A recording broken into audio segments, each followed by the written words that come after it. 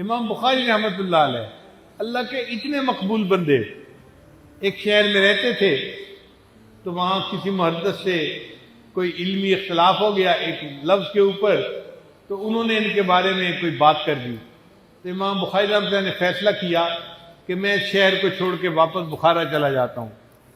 اس شہر میں امام بخاری کے اتنے محبت کرنے والے تھے کہ جب گئے تھے تو 8,000 گھوڑوں پر لوگوں نے سوار ہو کر ان کا استقبال کیا تھا۔ آپ بتائیں 8,000 گھوڑے کتنے ہوتے ہیں؟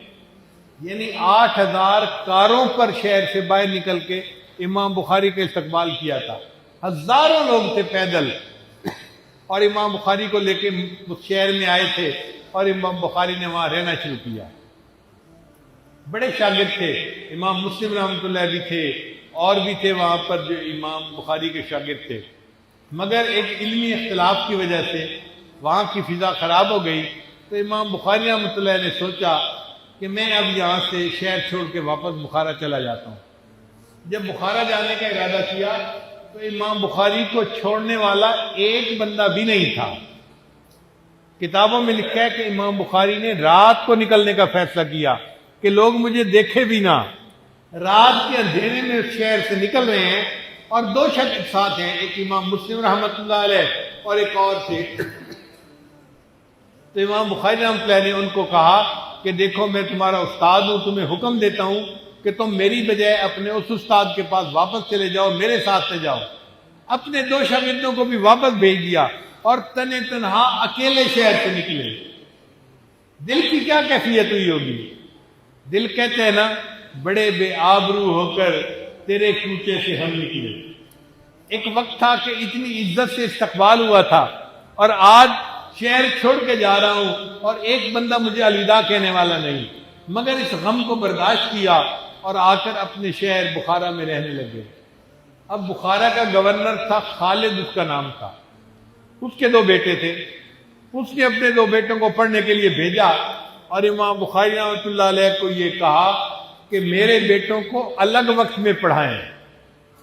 امام صاحب نے کہا نہیں، علم کی ناقدری ہے، میں جیسے طلباء کو درس دیتا ہوں یہ بھی عام طلباء کے اندر آ کر بیٹھیں گے اور وہیں پڑھیں گے تو میں پڑھا دوں گا۔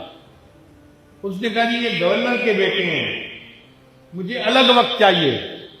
امام بخاری رحمۃ اللہ نے فرمایا نہیں، میں علم کی ناقدری نہیں کر سکتا، میں دنیا داروں کی خاطر کیوں علم کا احترام چھوڑ دوں، میں اپنے طریقے پر پڑھاؤں گا، آپ کے بچوں کو عام مجمع میں بیٹھ کے پڑھنا پڑے گا۔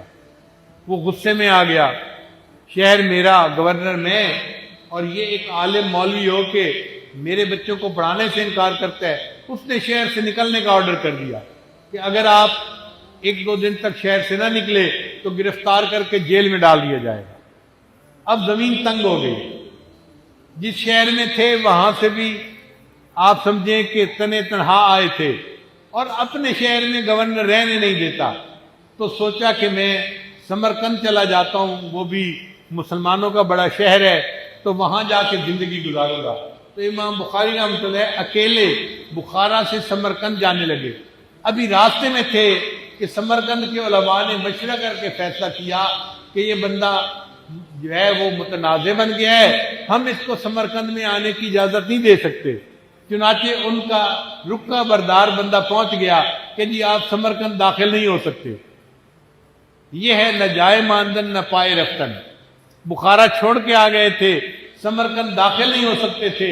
جب رکا ملا اور علماء نے کہا کہ جی آپ ہمارے شہر میں نہیں آ سکتے، اب جگہ نہیں ملنے تھی، جاؤں تو کہاں جاؤں۔ یہ وقت ہے جب امام بخاری رحمۃ اللہ نے دعا مانگی کہ ربی انی ضاقت علی الارض بما رحبت فاقبضنی، اے اللہ زمین پوری فراخی کے باوجود میرے اوپر تنگ ہو گئی ہے، اے اللہ میری روح کو قبض کر لیجئے۔ اللہ کے کتنے مقبول بندے ہیں، محبوب صلی اللہ علیہ وسلم کی بارگاہ میں کتنی قبولیت ہے۔ ان کی بخاری شریف کے بارے میں کہا گیا اصح الکتب بعد کتاب اللہ، اللہ کی کتاب کے بعد دنیا کی سب سے زیادہ صحیح ترین کتاب۔ اتنی عظمت والے شان والے محدث، لیکن دنیا میں رہنے کی جگہ نہیں مل رہی، تو خالہ کا گھر قریب تھا، پھر وہاں چلے گئے، اور پھر رمضان مبارک کی ایک رات میں جمعہ کے دن بالآخر خالہ کے گھر ان کی وفات ہو گئی، اور وہیں پر امام بخاری مدفون ہے۔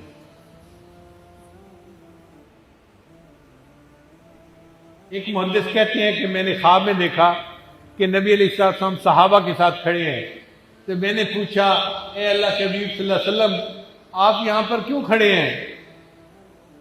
تو نبی علیہ السلام نے فرمایا کہ میں اسماعیل البخاری کا انتظار کر رہا ہوں۔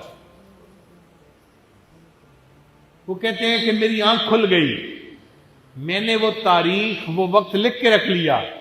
تھوڑے دنوں کے بعد جب امام بخاری کی وفات کی اطلاع ملی، وہ کہتے ہیں کہ میں نے وہ نوٹس کھول کر دیکھے تو جس وقت وفات ہوئی تھی اسی وقت میں نے خواب دیکھا تھا کہ نبی علیہ السلام امام بخاری کا انتظار فرما رہے تھے۔